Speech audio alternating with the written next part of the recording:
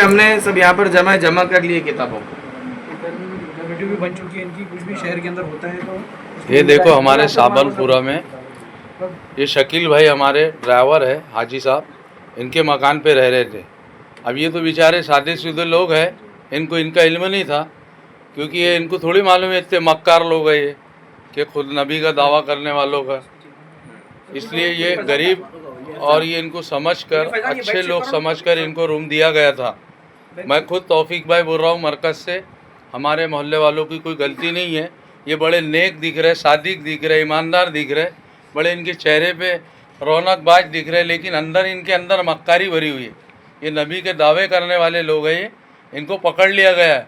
हमारे मौलाना मुबश्शिर साहब है, कारी साजिद साहब है और दीगर उलमा है। मौलाना साजिद साहब हमारे इशाती है, आकिब साहब है। ये सभी हजरत ने यहाँ पे साबनपुरे के अंदर इनको लाया गया है। बहुत देर से ये असर से बड़े मसरूफ़ इनके चक्कर में लगे हुए थे और ये इनकी मेहनत कर रहे हैं। इसलिए अमरावती शहर वालों से और खुसूसन साबनपुरे के लोगों से हम दरख्वास्त करते हैं कि ऐसे लोगों की तहकीक किया जाए। और हम तौफीक साहब खुद कहते हैं तो लोग हमें नाराज़गी के सबब उठाते हैं कि ये बहुत बोलता है करके, इसलिए इसका ख्याल करो।